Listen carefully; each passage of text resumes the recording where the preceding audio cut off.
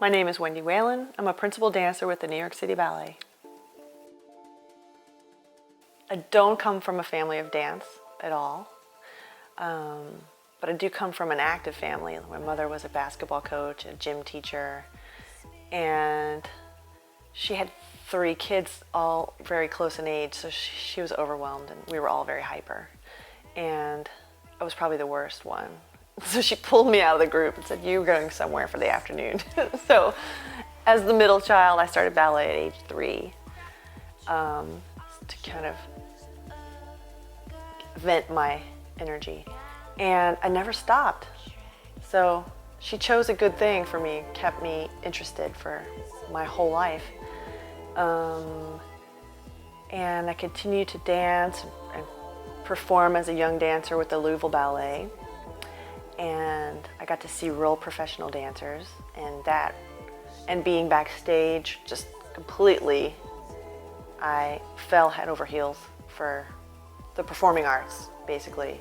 And dance was the thing I knew, and I was starting to get it and understand it and maybe be able to do it a little bit, but I just really wanted to be backstage with the people because I thought they were so interesting.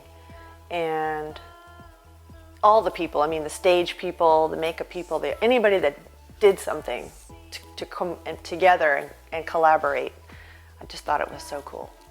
So then I got very serious when I was probably 12. I came into contact, actually I got serious when I was 10. I worked with a very small group of students with some very talented teachers, and most of them were from England, from the Royal Ballet or the London Festival Ballet training.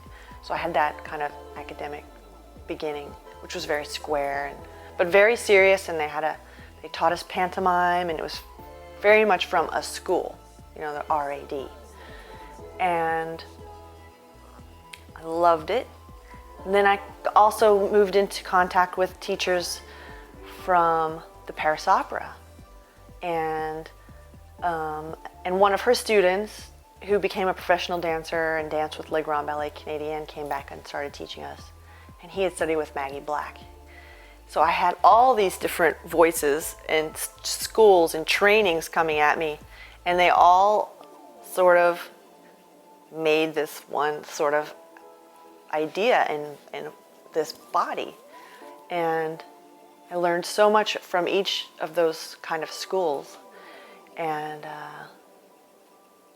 my teachers sent me to New York, and they said, "We think you need to get out of here, and we think you could do something, or go on." And so my teacher set me up with an audition for the School of American Ballet, and she sent me up to Cincinnati, and I auditioned for Suzanne Farrell, and I got accepted to the summer, and I went to SAB for the summer, and they invited me to stay for the year.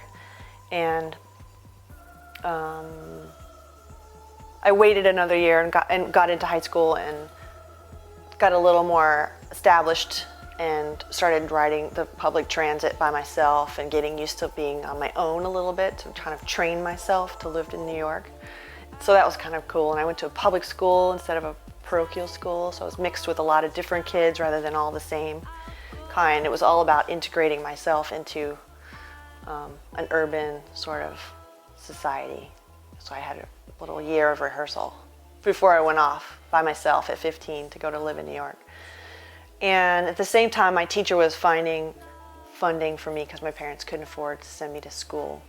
I had a scholarship from the ballet school, but I had to finish high school, and that was kind of expensive. So my teacher found a woman who offered to pay for my education, and she stayed anonymous to me until I became a professional, but then I finally got to meet her and thank her for that.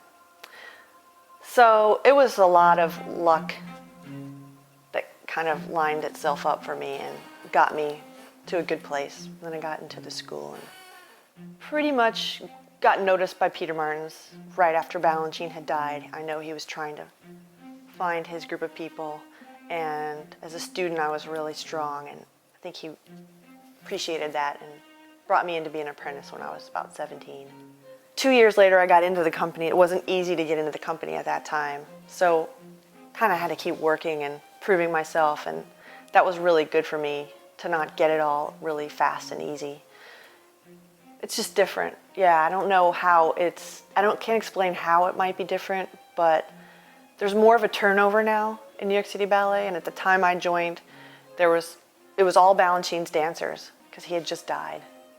And people weren't quite sure what was going on with the company. And at that time, the dancers didn't leave so easily because they wanted to stay there. They wanted to work with him. They wanted to work for him. And they really appreciated their jobs. And I think now we don't have a choreographer in residence, so it's different. And but early on, as a young dancer in New York City Ballet, Peter Martin's integrated new choreography festivals regularly, bringing in new choreographers and new ideas of like, let's make all American music, or let's, different things. So I got used to working with many choreographers really young, and I got used to seeing different choreography on our company very young. And that really piqued my interest, and I was drawn to that, and they were drawn to me. And so I feel really lucky.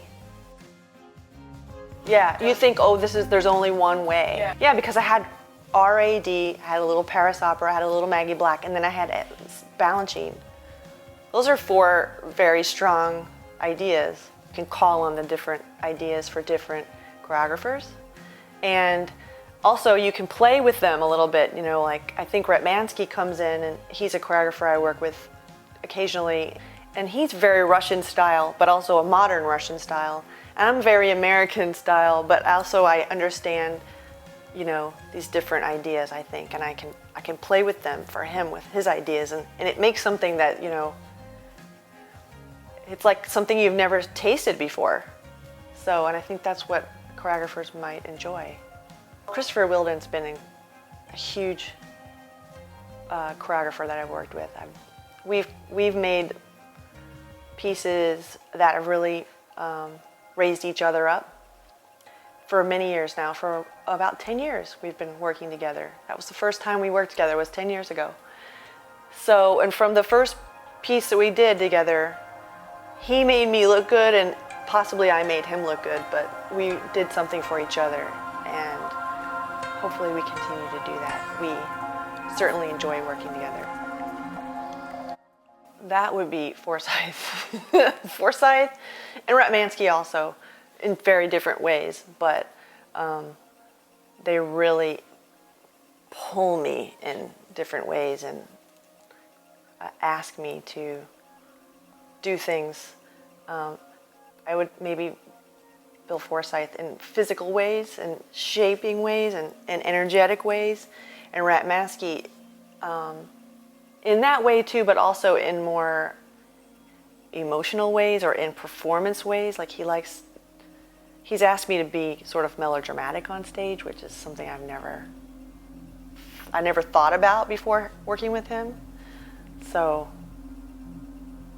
it's fun to play, and you're kind of like Play-Doh or silly putty, and they kind of make these things out of you, and you don't really quite know what they're doing to you, but you come out in the end with a little more knowledge. Well, as I joined New York City Ballet, I joined New York City Ballet because I loved the choreography of Balanchine that I saw. And I also loved work by Jerome Robbins, and he was actually choreographing at the time there, and I actually worked with him quite a bit on a lot of his repertoire. He taught me a lot about how to perform his ballets and how different they were from the Balanchine ballets. Balanchine ballets were just, you're a woman on a pedestal, you're crystalline, you're fantasy, you're a perfume. And with Robbins, you're much more of a human being, and you're kind of more thoughtful and inside, rather than kind of all-knowing and above the world. So having those two varieties helped me to see all the different ways a choreographer could ask you. When they incited me to the different ways a choreographer can approach working on a piece. And so I kind of knew only those two things. And then these new choreographers came in when I was very young. Laura Lubovitch, Forsyth, Tony Pimble, I don't know, all these different people, Ulysses Dove, and at times Twyla Tharp. And I just saw the huge range that a ballet dancer could do, you know? These people were from so many languages, but they all incorporated a ballet dancer's technique and training. And I kind of realized that this was, all these voices were what was the future. And you can't deny, you know, you can't say, well, you can't live in the past, you know? I mean, that's the thing, is you can take what the past has and carry it into the future, which is what I've tried to do with the Balanchine and the Robbins ballets.